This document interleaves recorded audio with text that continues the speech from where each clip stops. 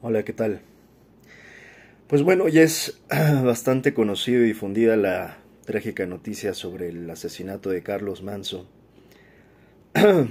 desafortunadamente que se llevó a cabo este fin de semana y que bueno, termina siendo desafortunadamente un caso más. Obviamente eh, es doloroso, no debería de ocurrir.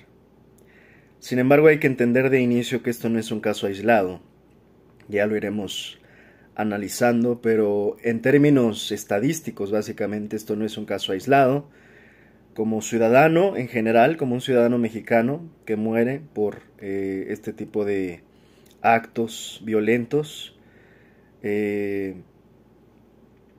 pero tampoco como pues un presidente municipal más que desafortunadamente se suma a la lista de muchos otros presidentes municipales asesinados. Hay ya listados, ¿no?, que están llevando desafortunadamente eh, pues el registro de presidentes municipales, ¿no?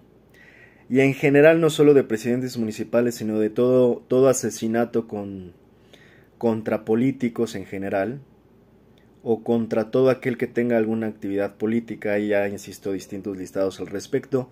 No olvidemos que además de presidentes municipales también se han asesinado a una serie ya diversa de candidatos, cuando suelen ser elecciones en periodos previos. Es muy desafortunadamente ya cada vez se ha vuelto común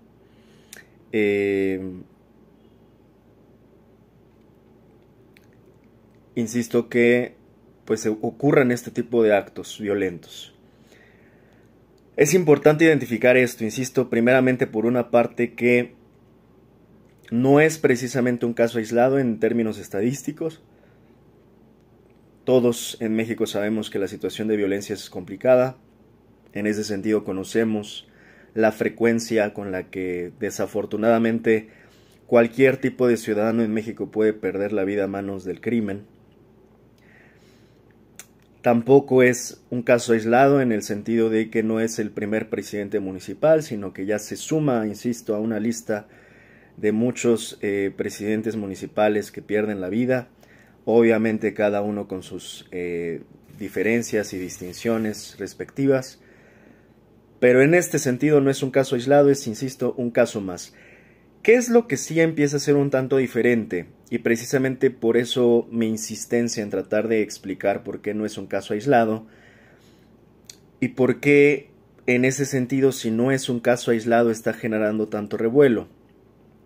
Bueno, primeramente porque Carlos Manso, creo yo, y para los ojos de la ciudadanía en general, pues era un hombre valiente, ¿no? Era un hombre con un estilo aguerrido, ¿no?, que pues decía las cosas de frente y las decía sin filtro. Eh, Podremos o no estar de acuerdo con sus propuestas. Yo en lo particular podría llegar a matizar alguna de sus ideas. Sin embargo, eso no quita que pues es, insisto, un ciudadano mexicano, un ciudadano valiente. Yo prefiero en realidad ese tipo de ciudadanía, siendo sensatos, una ciudadanía participativa, una ciudadanía que se informa, una ciudadanía que se involucra y además que es valiente y dice las cosas con verdad, desde su verdad y de frente. En ese sentido, creo que Carlos Manso era un buen ciudadano mexicano, en ese sentido también eh, un buen representante mexicano. Insisto, más allá de coincidir por completo o no en sus formas, eh, algunos le llamaban el Bukele mexicano. Parte de mis desacuerdos tiene que ver en gran medida con ello, ¿no?, que precisamente hay que analizar un poco a mayor profundidad la complejidad que muchas veces no se alcanza a entender, insisto, en un México que es muy complejo por diversas razones, en todos los niveles, y que discursos bukelescos, y no me refiero a los que daba Carlos, sino particularmente a los que da Nayib Bukele sobre México, pues suelen estar total y absolutamente desubicados en una realidad que es mucho más compleja de la que Nayib Bukele alcanza a imaginar. Yo he llegado a decir, si Bukele llegara a gobernar algún estado en México, y lo he dicho, lo dije ya desde hace varios meses, Bukele es muy valentonado al lanzar declaraciones, pero siempre he dicho, si él le tocara gobernar algún estado mexicano con esa supuesta gallardía con la que habla, al otro día amanecería colgado. Y siempre he dicho, pues aquí lo invitamos cuando quiera venir Bukele a gobernar cualquier estado mexicano. Lo único que sabemos en México es que es muy probable que esa persona al otro día amanezca colgado, desmembrado, descuartizado, en una bolsa, o en una fosa, o en ácido. Es así de dura la realidad en México, y es así de irresponsable también algunos discursos bukelescos que intentan simplificar el asunto del narco en México, cuando claramente un presidente de El Salvador, que no por despreciar o minimizar a El Salvador, pero El Salvador pues no es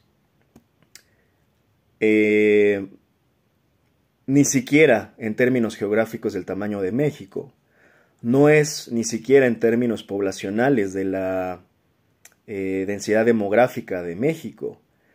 Siempre comento, nada más tomando este indicador inicial como parámetro de comparación, pues no hay comparación entre México y El Salvador. Por más que hayan discursos y borregos que crean el mismo discurso bukelesco, simple y llanamente no hay comparación entre México y El Salvador. Es más, me parece que hasta el mismo Estado de México, el Estado de México, no me refiero al Estado mexicano, me refiero al Estado de México, tiene mayor población que El Salvador.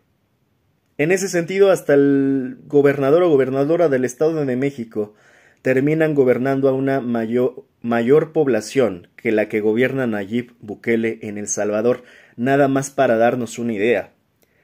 Y nada más para, en términos macroeconómicos y geopolíticos, darnos una idea de la complejidad, el Estado de México es un estado, yo diría, suficientemente complejo para ese sí llegarse a comparar al Salvador. Porque muchos sabemos, el Estado de México es bastante complicado. Hay bastante violencia en el Estado de México como la hay en el resto de los estados. En los 30 y tantos estados que hay en México más la Ciudad de México. Solamente en el Estado de México hay una complejidad suficiente para que yo podría apostar ni siquiera la estrategia de Bukele podría llegarla a aplicar así de fácil en el Estado de México sin perder la cabeza. Y cuando digo perder su cabeza, lo digo de manera literal. Nayib Bukele podría perder la cabeza si llega con las ideas y los planes que, por cierto, muy mañosamente aplicó en El Salvador, porque, por cierto, tengo amigos salvadoreños especialistas en seguridad que me han explicado precisamente cuál fue en realidad esa supuesta estrategia vendehumos que tanto difundió Nayib Bukele sobre prácticamente sus grandes éxitos en seguridad, y básicamente me explicó no fue más que pactos con muchas pandillas y muchos pandilleros de la Mara y demás para finalmente concretar un pacto y él poderse vender como el gran estratega de seguridad salvadoreño. Ahora, yo empecé comparando indicadores geográficos, hay indicadores geopolíticos, hay indicadores macroeconómicos, pero hablemos hasta en los básicos de seguridad. También hay una gran diferencia, hay un importante diferencial entre comparar los pandilleros salvadoreños a los cárteles, que son corporaciones transnacionales mexicanos. No hay diferencia. Pues solamente un ingenuo como Bukele puede pensar que no hay diferencia. Porque sí la hay. Hay una diferencia brutal.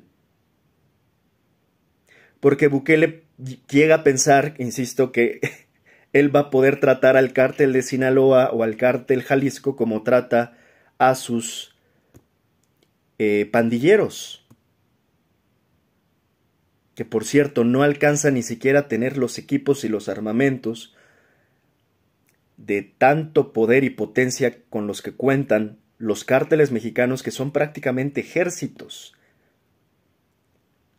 Son grupos paramilitares sumamente armados, no solo con poder militar, sino además con poder económico y también con poder político. Y ese poder político no solo lo tienen al interior de México, como muchos llegan a pensar, lo tienen en prácticamente todos los países con los cuales llega su droga. Porque eso sí, ¿no? Se piensa que el narco nada más se queda como encapsulado en México. Es una mala apreciación. El narco, insisto, es transnacional. Y es transnacional en la distribución. El crimen organizado es transnacional en ese sentido. En la distribución de todo lo que trafiquen. Porque no nada más hay droga. También muchos se quedan pensando que nada más es droga el tema. Los que siguen pensando en la legalización de las drogas ya se quedaron muy atrás, están muy desactualizados. Actualícense en el sentido de, desde hace mucho el crimen organizado trafica droga, sí, pero además armas y personas. Pero además, incluso ya bienes convencionales o productos convencionales. En México ya se meten con aguacate, ya se meten con plantaciones de hortalizas, ya se meten con guachicoleo, con el tráfico ilegal de petróleo, de recursos naturales, de madera, bueno, hasta de agua seguramente. Entonces esto ya no es tan sencillo de manejar. Insisto, porque estamos hablando de corporaciones transnacionales, que no están encapsuladas en México, sino que tienen un poder transnacional. Y que, en ese sentido, Bukele tiene esta romántica y ridícula idea de que él puede solucionar al narco prácticamente de la noche a la mañana. Insisto, sí deberían de invitarlo un día a ser gobernador, a hacer una excepción. Dejemos que un salvadoreño intente gobernar el Estado de México, a ver cómo le va. No estaría mal hacer ese experimento. Como dice el dicho, más rápido cae un cojo que un hablador, ¿no? Un hablador que un cojo, más bien en este caso, perdón, es el dicho como va. Pues va a quedar cojo y hablador Bukele, si es que sigue con estas ideas. Terminaría en pedazos, no nos hagamos. Terminaría asesinado. Y vuelvo al inicio de lo que estamos hablando. Terminaría Bukele asesinado tal cual terminó asesinado Carlos Manzo. Desafortunadamente, insisto, un valiente mexicano que, a pesar de que lo compararan con Bukele, insisto, creo que él, en el entendimiento desde adentro de México, como cualquier mexicano que hemos vivido y sufrido y padecido esto, pues yo lo respeto. Yo respeto a Carlos Manzo. No precisamente respeto a Bukele porque, insisto, es un tipo que habla de lo que no sabe, de lo que no conoce, de lo que no ha vivido. Insisto, en este Dunning-Kruger le hace pensar que él lo conoce todo, lo sabe todo, lo puede todo, insisto. Que un día venga a intentar resolver simplemente el crimen organizado en un solo estado de México. Ya no te cuento en todo el país. Que intente resolver el narco en Sinaloa. Ya sí anda muy gallo. Si Bukele ya anda muy gallo, pues que vaya a resolver el narco en Sinaloa a ver cómo le va. O que lo vaya a resolver en Jalisco a ver cómo le va. A ver cómo termina, sobre todo. Entonces, esta no es precisamente una perspectiva derrotista de ya, bueno, pues nadie puede combatir el narco. Porque en ese sentido, insisto, por eso es que respeto mucho a Carlos Manzo, por su valor. A pesar de lo difícil que es esto, insisto, yo respeto a cualquier ciudadano mexicano y los prefiero así, que sea informado, que sea involucrado, que no sea apático, que sea hasta cierto punto, creo que Carlos Manso sí, a diferencia de muchos otros, era más revolucionario que otros. Yo además respeto a Michoacán y sé lo difícil que la han tenido que padecer y pasar desde hace ya, pues creo que llevamos para décadas. Siempre hablo también de cómo respeto también las iniciativas de los autodefensas, ¿no? Las iniciativas desde hace muchos años que, insisto, llevan intentando los autodefensas, pues precisamente que son orillados a la desesperación. Recuerdo desde aquella autodefensa, ¿no? Cuando era encabezada por el doctor Mireles y demás. En fin, respeto a todo ciudadano mexicano que de manera valiente y digna intentan defender la tierra y la vida y la patria mexicana en ese mismo sentido. Entonces, es triste la noticia de Carlos Manso. Además, creo que simbólicamente en ese día, creo que no fue precisamente aislado o casualidad que lo hayan hecho así, incluso en este día cercano a, pues más bien ya en Día de Muertos, ¿no? Encima del Día de Muertos, porque fue en la noche, si no mal recuerdo, del 1 de noviembre. Entonces, mi más sentido pésame, lo digo de verdad, para Carlos Manso, que insisto, son mexicanos que desafortunadamente son esos mexicanos los que necesitamos, y también suelen ser los mexicanos que nos terminan arrebatando. Desafortunadamente, a Carlos Manso, pues, se suma ya, obviamente, el caso que yo siempre hablo, ¿no? De Homero, ¿no? El defensor de las mariposas monarcas, el de Bernardo Bravo Manríquez, ¿no? El líder limonero de Michoacán, que por cierto también recientemente fue asesinado, ¿no? Bernardo Bravo, líder limonero de Apatzingán, fue asesinado tras recibir amenazas y presiones del crimen organizado. En fin, estas son las cosas que realmente nos duelen en México y nos deben de seguir doliendo, y sin duda creo que nos deben de indignar como pueblo, como ciudadanos. No nos debemos de mantener indiferentes ante esto que está pasando, porque insisto, esto pasa diario y pasa prácticamente ya en todo el país. Y desafortunadamente, lo vengo diciendo desde hace años, entre más apática se vuelve la ciudadanía pensando que solamente los gobiernos pueden resolverlo, y mientras menos participen, pues más hemos realmente de alguna manera pasiva permitido que esto ya llegue a niveles intolerables, ¿no? Se haya exacerbado. Recientemente acabo de escuchar al Dos Neuronas de Chumel Torres diciendo que todo lo tiene que hacer el gobierno y que la ciudadanía no tiene que hacer nada. Él mismo casi diciendo textual, yo no tengo que proponer nada. Y esa es la actitud equivocada de bueno, ¿qué podemos esperar del Dos Neuronas de Chumel Torres? Pero esa es la actitud equivocada. La actitud consciente, ciudadana, debe de ser, a ver, lo que hacen los michoacanos. De hecho, los michoacanos son un gran ejemplo para los mexicanos. Los ciudadanos michoacanos que han tenido que padecer esto y han tenido que buscar la forma de defenderse y de proponer soluciones, aunque sepamos que son difíciles, porque hay soluciones que sí, hay niveles de responsabilidades y hay alcances en esas soluciones también. Los ciudadanos no podemos solucionar tanto como lo puede hacer un Estado mexicano. Sin embargo, tampoco es que el ciudadano no pueda hacer nada, absolutamente nada. Incluso a veces no hace falta ni siquiera llegar a armarnos, a veces hace falta dialogar, conversar, proponer, estudiar, investigar. ¿Qué es lo que realmente es el crimen organizado? ¿Cuál es su historia? ¿Cuál es su raíz? ¿Cuándo se forma? ¿Desde cuándo padecemos el crimen? ¿Cuáles han sido todas sus fases de evolución hasta hoy poder entender más o menos cómo poder diagnosticarlo en ese sentido, haciendo un estudio del crimen organizado y en ese sentido entender de qué trata el crimen organizado, que por cierto es muy mal entendido. Esto suena como muy obvio lo que estoy diciendo, perdón. Pues le sonará obvio, espero que a quien le suene obvio ya tenga bien claro cómo funciona el crimen organizado. Porque hay, y eso sí lo tengo clarísimo, en México hay un muy bajo entendimiento de cómo funciona la violencia en todo su nivel y en todo su espectro. De cómo funciona en ese sentido también el crimen organizado o este concepto de narcotráfico.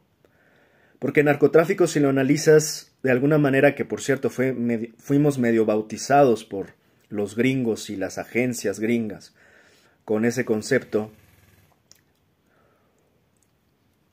pues es una combinación de tráfico de narcóticos. Pero insisto, el crimen organizado ya no se limita a eso. Ya no es solo narcotráfico, es ya una diversidad de crímenes e ilegalidades que pueden llegar a generar este crimen organizado, que por cierto está a veces más organizado que el gobierno.